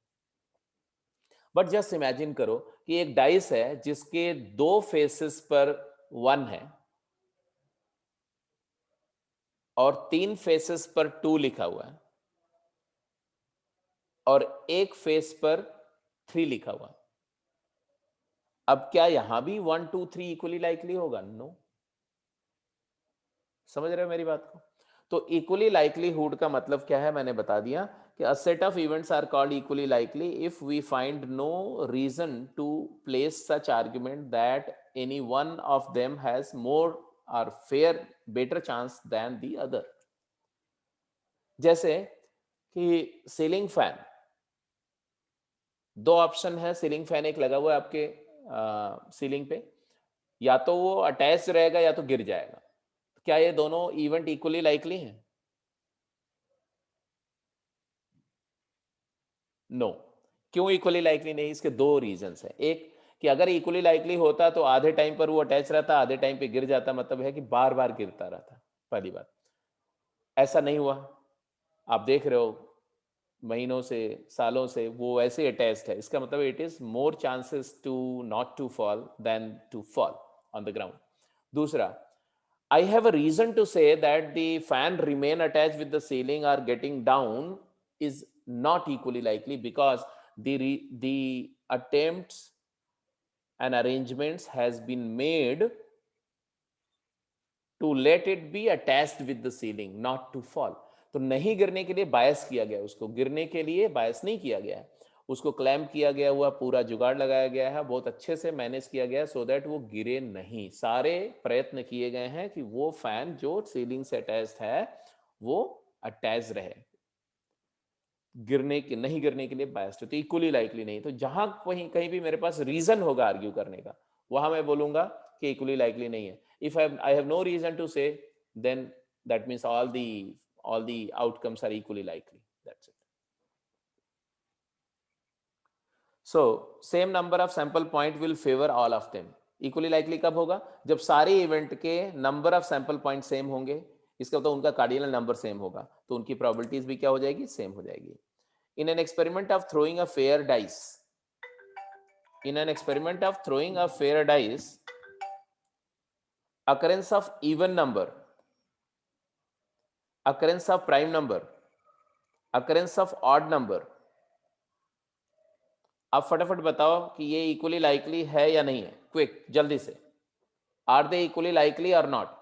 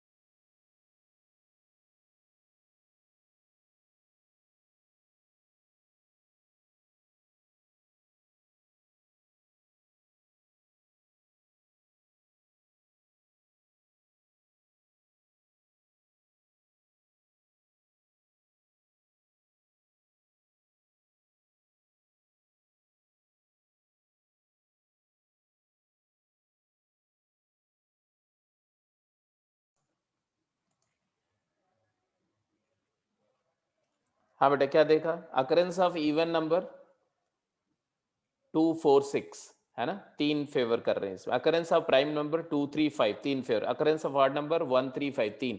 तो तीनों का प्रोबेबिलिटी क्या है, 1/2 है, तो ये इक्वली लाइकली है। ठीक है, probability of E1 is equal to probability of E2 is equal to probability of E3। Probability of E1 is equal to probability of E2 is equal to probability of E3, that is 1/2 या 3/6। तो ये equally likely है। तो equally likely वाली बात भी समझ में आ गई। अब क्वेश्चंस पे चलिए फटाफट जल्दी से। अब जितनी बातें मैंने बताई हैं, मैं चाहता हूं कि आप सब पे आप टेस्ट करो अपने आप को। Which are the following events are possible, जल्दी जल्दी बोलते जाओ। इनमें से कौन कौन से इवेंट पॉसिबल हैं? जो पॉसिबल है उसको टिक लगाएंगे, जो इम्पॉसिबल है उसको क्रॉस कर देंगे। Occurrence of summation 5 when 6 dice are roll. 6 dice को रोल करें और समेशन 5 आ जाए, तो 6 डाइज को रोल करेंगे तो मिनिमम समेशन क्या आएगा, 6, तो 5 नहीं आएगा, तो impossible. Occurrence of 53 Sunday in a year, एक ईयर में 53 संडेज हैं, ये पॉसिबल इवेंट है कि impossible?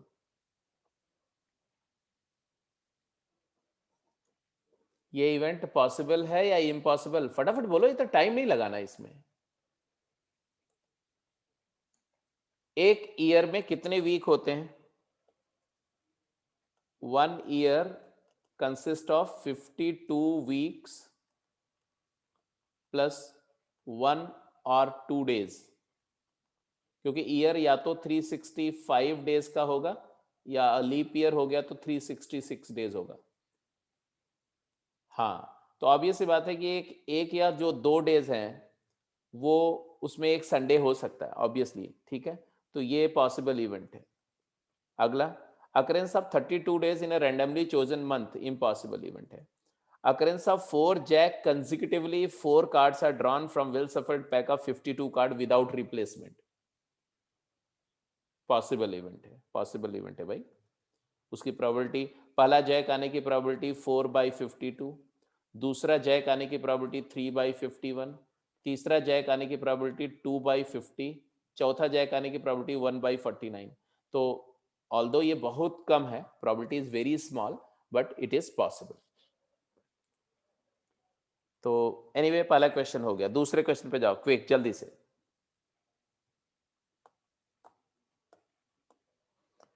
Which are the following events are certain? Certain event वो इवेंट होती है जिसकी प्रोबेबिलिटी 1 होती है। Probability of occurrence of event E is equal to 1, then it is certain, then it's certain event. मतलब चाहे जैसे इवेंट करो, परफॉर्म करो एक्सपेरिमेंट, ये इवेंट होगी होगी। ऐसा तभी होगा जब ई इक्वल टू एस हो जाए, जब इवेंट स्पेस सैंपल स्पेस के इक्वल हो जाए। Occurrence of leap year in any 4 randomly chosen consecutive year, तो सर्टेन इवेंट है, सर्टेन इवेंट है। Occurrence of real number when a number is chosen from set of complex number, complex number के set में एक number उठाई तो real है, uncertain event है, नॉट सर्टेन।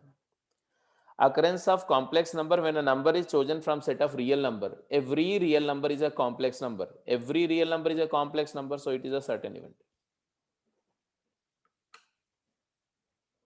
Well, तो आई थिंक ये दोनों समझ में आ गया। फर्स्ट क्वेश्चन सेकंड क्वेश्चन बिल्कुल क्लियर है। So let us go to the next question.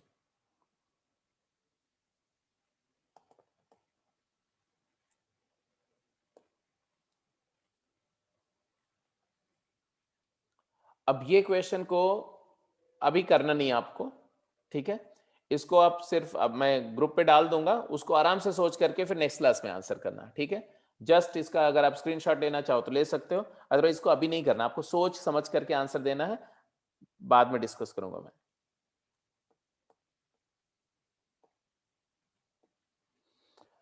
Now come to the definition of probability. ठीक है बेटा, तो अब आप लिखेंगे दो डेफिनेशन प्रोबेबिलिटी की है, एक स्टैटिस्टिकल डेफिनेशन, एक क्लासिकल डेफिनेशन, मैं दोनों बताने जा रहा हूं। तो सबसे पहले लिखेंगे statistical definition of probability, statistical definition of probability.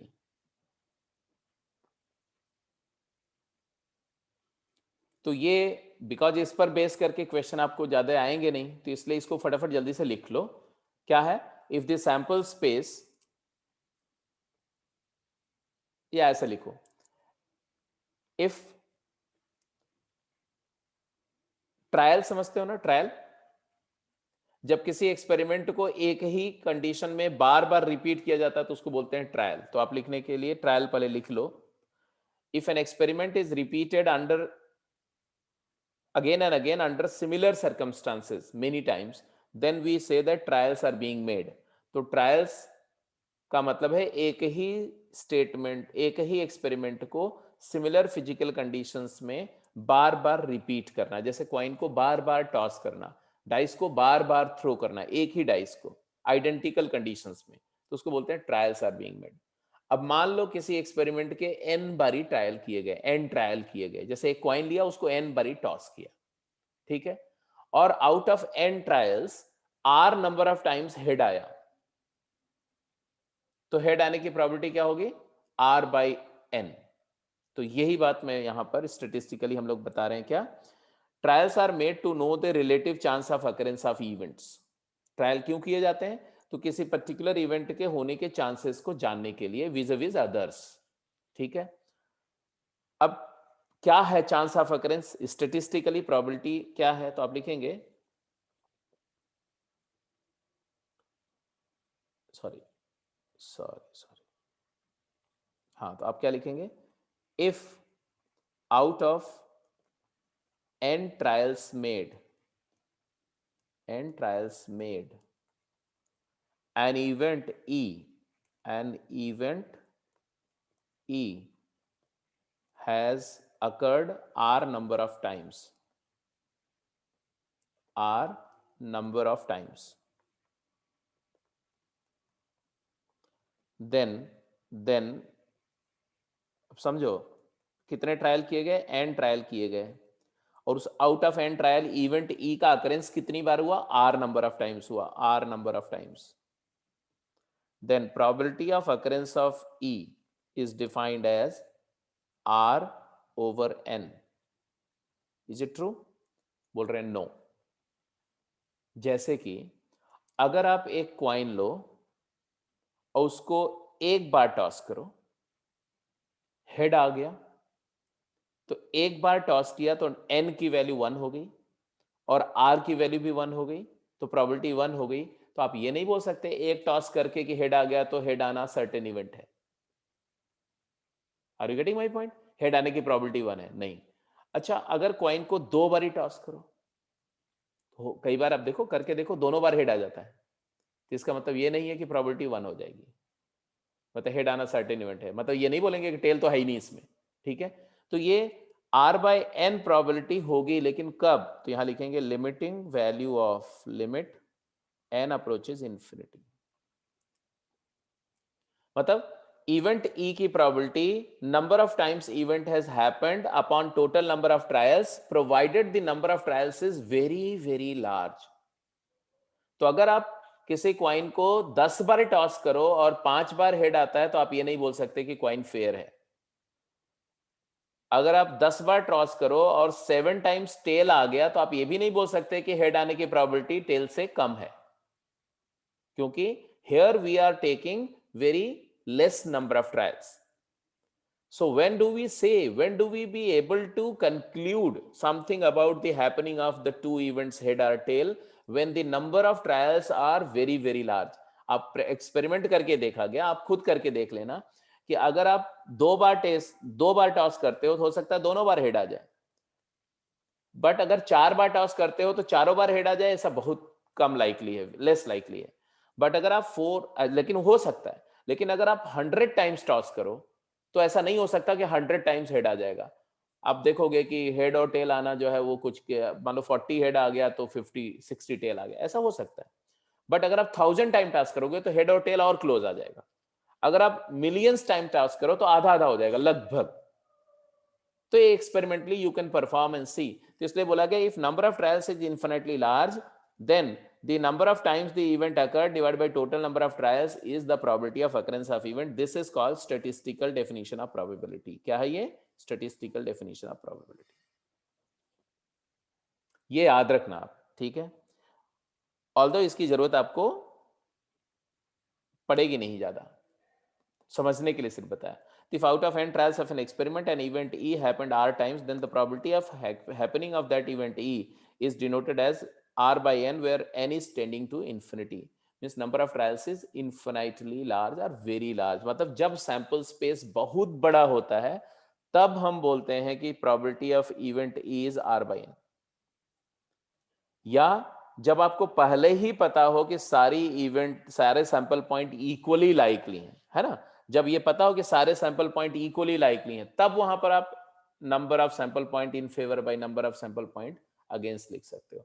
ये statistical definition likelihood of sample point को टेस्ट करने के लिए किया जाता है. ठीक है, तो वो हमारा स्कोप ऑफ डिस्कशन अभी फॉर द टाइम बिंग नहीं है. ठीक है, तो जैसे मैंने बोला, out of 6n+7 radio active atom under observation, ये क्वेश्चन नोट कर लो, ये भी आप सोचना. ठीक है, अभी मैं कुछ बता नहीं रहा हूं. Out of 6n+7 radio active atoms under observation, if 2n-1 of these undergo through radioactive decay in a given time interval, then find the probability of decay of each atom.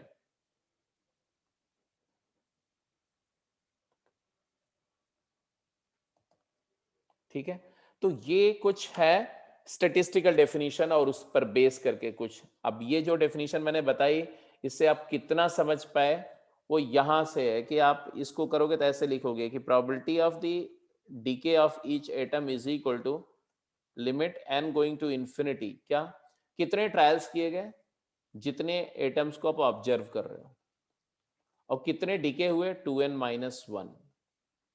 और n क्या है, n is very very large, तो n approaches infinity कर दिया.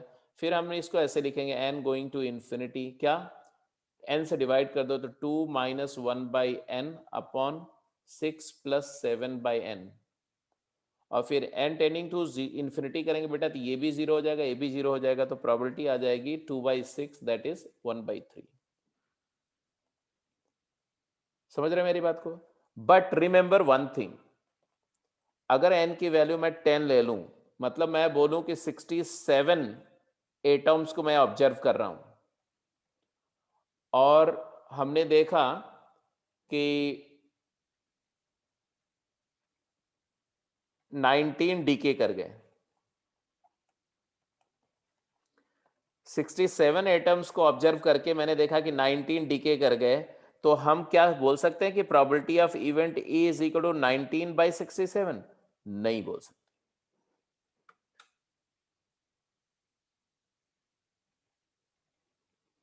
समझ रहे मेरी बात को? क्यों नहीं बोल सकते? क्योंकि यहां पर नंबर ऑफ ट्रायल्स क्या है, यहां पर number of trials are very small. ऐसा हो सकता है कि 67 अगर 1/3 प्रोबेबिलिटी है, तो इसका मतलब नहीं है कि जो आप 67 एटम्स आप देख रहे हो उनमें से 19 डीके कर जाएंगे. नहीं, 1/3 प्रोबेबिलिटी में हो सकता है कि अगर probability of DK of every atom is 1/3, तो 67 में से हो सकता है एक भी न डीके करे. बट यस, 67,000 में से 9,000 डीके कर सकते हैं, ये चांसेस ज्यादा है. तो ये है थोड़ा स्टेटिस्टिकल आइडिया का कि बहुत लार्ज नंबर ऑफ ऑब्जर्वेशन से डिसाइड होता है. एक बात तो ये याद रखने का है. Now come back to the classical probability, क्योंकि वही हमें समझना है, वही यूज करना है. तो अब आप आ जाएंगे क्लासिकल डेफिनेशन ऑफ प्रोबेबिलिटी पर. इसको छोड़ो, तो लिखो क्लासिकल और मैथमेटिकल डेफिनेशन ऑफ प्रोबेबिलिटी. ठीक है, तो ये से डेफिनेशन पर बेस्ड सवाल आपको करने और कुछ नहीं. तो ये क्या है, तो आप लिखेंगे इफ, बेसिक कंडीशंस क्या है क्लासिकल डेफिनेशन की. If the sample space is finite, लिखते जाइए, एक एक वर्ड लिखिए. If the sample space of the experiment is finite and all the sample points are equally likely, ये दो कंडीशंस प्राइम रिक्वायरमेंट है, प्री रिक्विजिट है. ठीक है, तो लिख दिया, if the sample space is finite and all the sample points are equally likely events, then the probability of happening of an event E is defined as, under such circumstances, किसी भी event E के होने की probability की definition क्या है, तो it is denoted as P of E and defined as number of sample points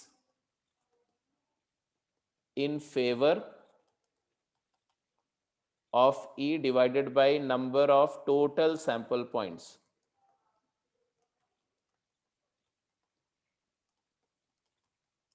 That is NE by NS. NE upon NS. कैसे? प्रूफ इसका देखो, proof. Let A number of sample points favor E and B number of sample point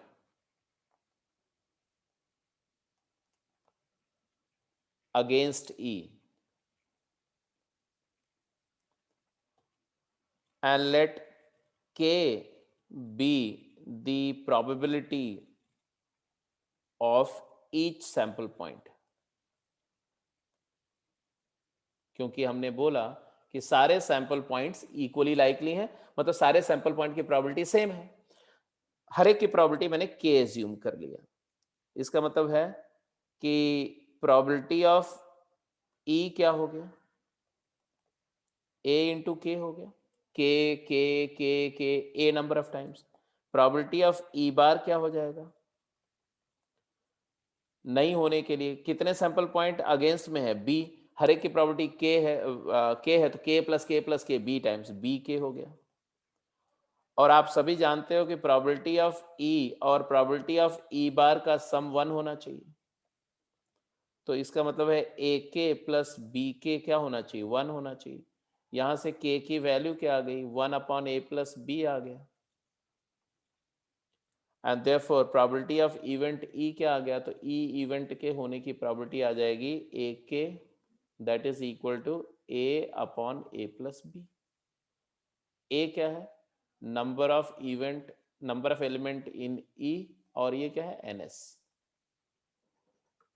तो ये है classical या mathematical definition, but remember this will be applicable under two prerequisite. पहला, that sample space is finite, और दूसरा, sample points are equally likely. अगर इन दोनों में से एक भी केस डिनाई हुआ तो ये डेफिनेशन होल्ड नहीं करेगी.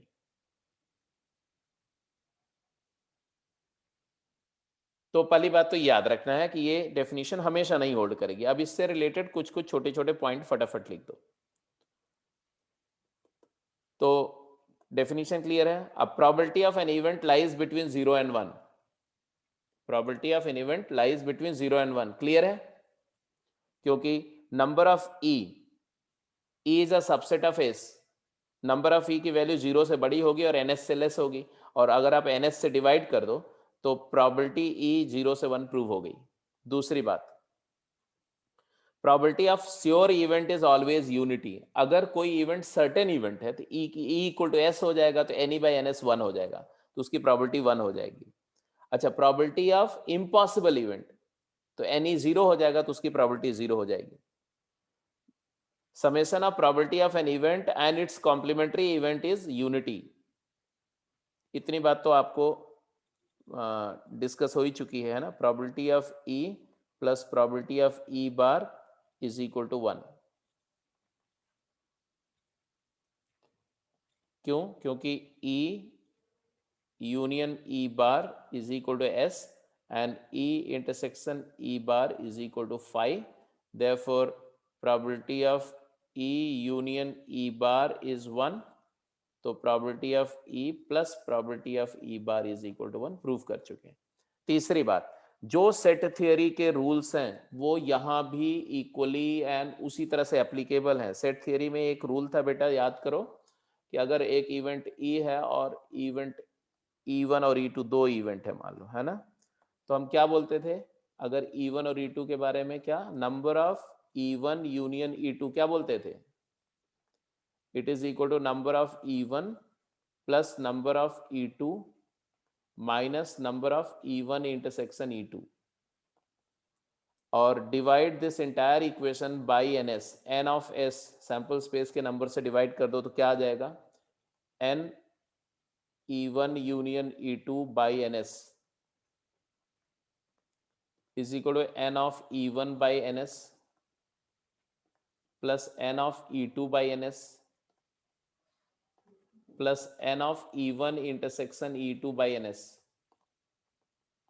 तो यहां से प्रोबेबिलिटी का एक रूल आ गया, probability of union of two event is equal to probability of the first event plus probability of the second event minus probability of the their common intersection. ये रूल भी एक रूल आ गया, addition theorem करके लिख लो इसको। एक rule ये है, एक रूल ये भी है कि if E1 and E2 are exclusive events, मतलब E1 इंटरसेक्शन E2 क्या हो जाएगा, नल सेट हो जाएगा, तो ये वाली प्रोबेबिलिटी जीरो हो जाएगी। तो उस केस में probability of E1 union E2 simply probability of E1 plus probability of E2 हो जाएगी, सीधे एडिशन हो जाएगा। तो ये भी बहुत इंपॉर्टेंट है। एंड लास्ट एक पॉइंट और लिख दो और फिर हम लोग क्वेश्चंस कर सकते हैं कोई भी। एक लास्ट पॉइंट ये कि अगर E जो है E1 is a subset of E2, this implies probability of E1 is less than equal to probability of E2। Subset की प्रोबेबिलिटी सुपरसेट के से छोटी या इक्वल होगी, बड़ी नहीं हो सकती। तो दीज आर फ्यू थिंग्स जो आपको दिमाग में रखना पड़ेगा प्रोबेबिलिटी की प्रॉब्लम करते समय। पहला, सैंपल स्पेस फाइनाइट होना चाहिए। दूसरा, सारे सैंपल पॉइंट इक्वली लाइकली होने चाहिए। तो प्रोबेबिलिटी का formula Ne by ns। Probability always lies between 0 and 1। 0 होगी तो इम्पॉसिबल इवेंट, 1 होगी तो certain event, otherwise possible event.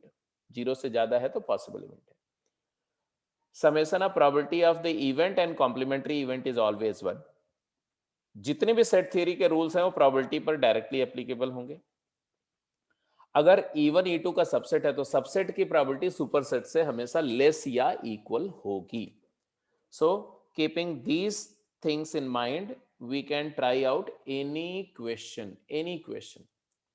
ठीक है, ये 2 पॉइंट और भी लिख दो। If two event A and B are such that A occurs, B necessarily occurs, means A is a subset of B, then PA is less than equal to PB. If A and B are two events such that PA equal to PB, अगर वो equivalent होंगे तो, equivalent का मतलब number element same होंगे तो, summation of probability of exclusive event is less than equal to 1, summation of probability of exhaustive event is greater than equal to 1। तो इतनी बातें मैंने बताई जो आपको याद रहेंगी तो आप कोई भी डिफिकल्ट सिचुएशन को आराम से हैंडल कर लेंगे प्रोबेबिलिटी में। ठीक है, और यहीं पर if E1 E2 E3 etc are exclusive and exhaustive, then probability of E1 plus probability of E2 plus probability of E3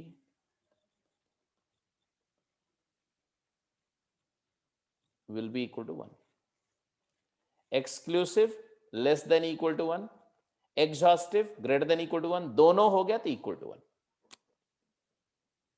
ठीक है, अब कोई भी क्वेश्चन कर लो, अब कोई भी ट्रबल नहीं, कुछ भी क्वेश्चन कर लो। जैसे एक क्वेश्चन दे रहा हूं, ठीक है, सिंपल सा सम दे रहा हूं।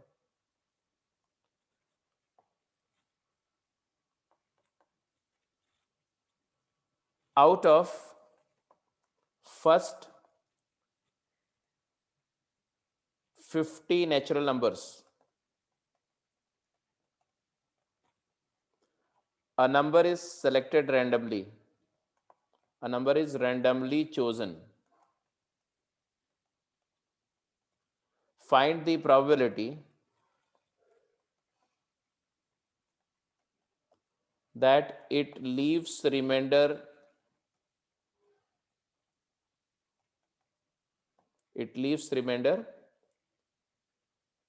greater than equal to 4 when divided by 6 क्या होगा? फर्स्ट 50 नेचुरल नंबर में से एक नंबर रैंडमली आपने पिक करी, तो इस बात की क्या प्रोबेबिलिटी है कि उस नंबर को 6 से डिवाइड करने पर जो रिमाइंडर होगा वो 4 या 4 से ज्यादा आएगा। अब ये क्वेश्चन को सॉल्व करना है तो हम कैसे करेंगे? तो सबसे पहले बेटा हम एनएस देखेंगे, है ना? तो एनएस क्या है जी? Number of element in sample space. तो एनएस क्या है? तो यहां पर एनएस तुम्हारा 50 है। कैसे? सैंपल स्पेस हमारा है 1 2 3 ऐसे लेके 50। अब इवेंट स्पेस देखो, इवेंट स्पेस क्या है? तो इवेंट स्पेस में नंबर कैसे आएंगी? 6k प्लस आर टाइप की नंबर आएंगी, वेयर आर इज आइदर 4 और 5 और 6। 6 से डिवाइड करें तो 6 तो नहीं आएगा, 4 और 5। मतलब 6k प्लस 4 टाइप के नंबर आएंगे, 6k प्लस 5 टाइप के नंबर्स आएंगे। कौन कौन से नंबर्स आएंगे भाई? तो पहले 6k प्लस 4 वाली काउंट करो। तो 6k प्लस 4 में कहां से स्टार्ट होगा? 4, देन 10, 6 बढ़ाते जाओ, ठीक है, देन 16, देन 22, देन 28, देन ऐसे चलते रहो। कहां तक जाओगे?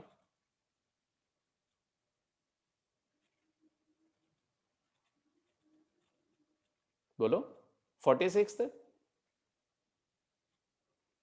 46 तक। 6k प्लस 4 की बात कर रहे हैं, 6k प्लस 4। तो 6 7 जा 42 प्लस 4 46। ऐसे 47 वाला भी 6k प्लस 5 भी लेना पड़ेगा हमें। 6k प्लस 5 में क्या क्या आएगा? तो 5, 11, 17, 23, 29 ऐसे 47 तक। अब मुझे बताओ कितने हुए ये? तो एन ई कितना हुआ? एन ई, तो ये वाला कितना हुआ देखो।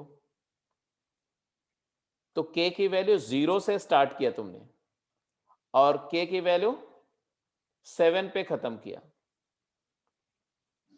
6 7 जा 42 प्लस 4 46। इसका मतलब है कि 8 इसमें आए, यहां भी k 0 से स्टार्ट किया और 7 पे खत्म किया, तो 8 इसमें आया तो 16 हो गए। तो probability of event E will be written as क्या? 16/50, दैट इज 8/25।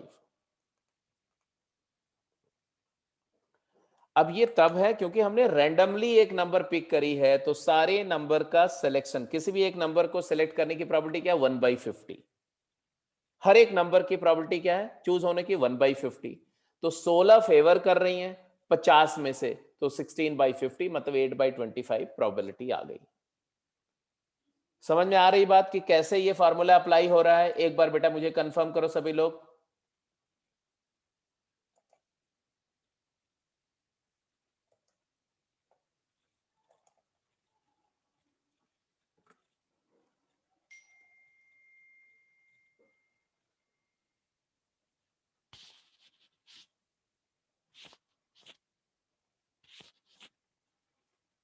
ठीक है, तो ये प्रोबेबिलिटी की डेफिनेशन आ गई। उसकी जो पॉइंट्स इंपॉर्टेंट थे, 8-9 पॉइंट मैंने लिखवाए हैं टोटल, है ना?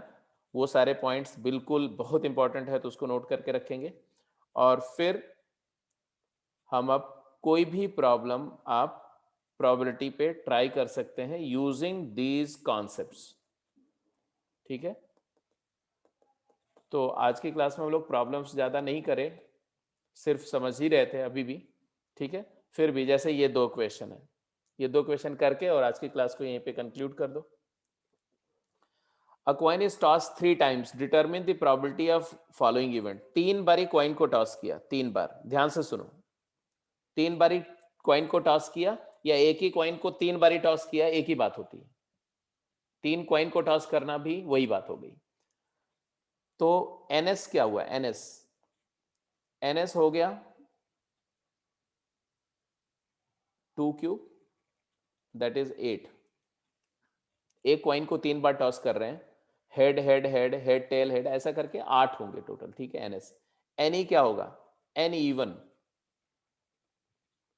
Exactly one head turn up, exactly one head. कितने केसेस बनेंगे? Head tail tail tail head tail tail tail head, यही 3 पॉसिबिलिटीज हैं। तो ऑब्वियसली 3 आ गया, तो प्रोबेबिलिटी ऑफ इवन क्या आ गया? 3/8। ऐसे ही सोचना। E2 की बात करो, E2, E2 सेट क्या है? No tail turn up, no tail का मतलब है all head, head head head, तो क्या हो गया? नंबर ऑफ E2 इज 1, तो probability of E2 is 1/8। E3, E3 क्या है? प्रोबेबिलिटी E2 बता दिया, प्रोबेबिलिटी E1। E3 क्या है? More head than tail turn up. क्या मतलब हुआ? More heads than tail. E3 इवेंट क्या लिखेंगे आप? 3 बारी टॉस किया, तो हेड 2 या 3 हो सकते हैं ना, तो 2 हेड और 1 टेल के केसेस H H T के 3 केसेस जाएंगे, H T H and T H H, और तीनों हेड का एक पॉसिबिलिटी है, ये तीनों केसेस में हेड का नंबर टेल के नंबर से ज्यादा है ना। तो प्रोबेबिलिटी ऑफ E3 क्या हो जाएगा बेटा? तो E3 की प्रोबेबिलिटी 4 केसेस फेवर में है, 8 टोटल है, तो 1/2। मोर हेड्स देन टेल, बिल्कुल सही। ऐसे फटाफट जल्दी आंसर करो, अब तो तुम्हें समझ में आ गया ना। तो ऐसे ही हमें हर एक का एन ही निकला पड़ेगा, एनएस तो पता ही है, प्रोबेबिलिटी निकलती जाएगी। Head turned up at least twice in succession, head turn up at least twice in succession. अब क्या हुआ? E4 इवेंट को लिखो, E4 इवेंट क्या लिखी जाएगी? E4 इवेंट तो हेड, पहला हेड, दूसरा हेड और टेल, या पहला हेड, दूसरा हेड और तीसरा हेड, या पहला टेल और दूसरा और तीसरा हेड।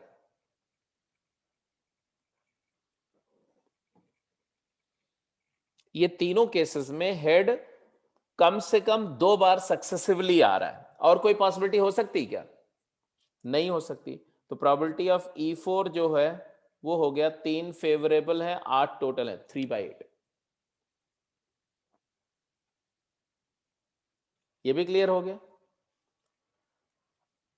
अब यहां at least one head, at least one head, कम से कम एक हेड, तो मैं बोलूंगा it is equal to probability of E5 is equal to 1 minus probability of no head,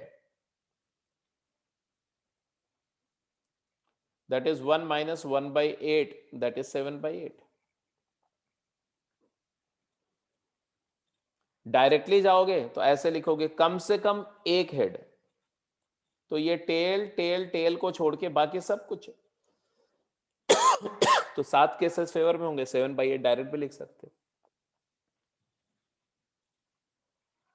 ठीक है बेटा, तो ऐसे ही सेकंड क्वेश्चन कर जाएंगे। तो आज के क्लास को यहीं पर क्लोज कर रहा हूं मैं। अब आप पहला काम, काम क्या है, टास्क क्या है, मैं बता रहा हूं। एनसीईआरटी से आपकी जो प्रोबेबिलिटी का टॉपिक है उसके जितने सवाल हैं करिए, पहली बात। दूसरी बात, एक क्लास, एक लेक्चर और लूंगा इस पे हम लोग, और उस पे हम लोग केवल क्वेश्चंस डिस्कस करेंगे, लेकिन वो तब जब पहले एनसीईआरटी के सारे सवाल कर जाओ। ठीक है, तो एनसीईआरटी के सारे क्वेश्चन कर जाओ और उसके बाद हम लोग कुछ और क्वेश्चन करेंगे। ठीक है, तो एक लेक्चर और करेंगे इस पर, उसमें एनसीईआरटी का डिस्कशन भी कर लेंगे, जो जो डाउट होंगे उसको डिस्कस कर लेंगे। ठीक है।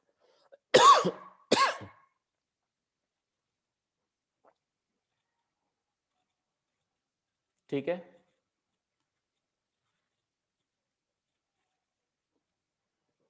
percentile tells you how many percentage of students are behind you in the merit list। जैसे अगर किसी बच्चे का परसेंटाइल 95 है, इसका मतलब है कि 95% बच्चे उससे पीछे हैं।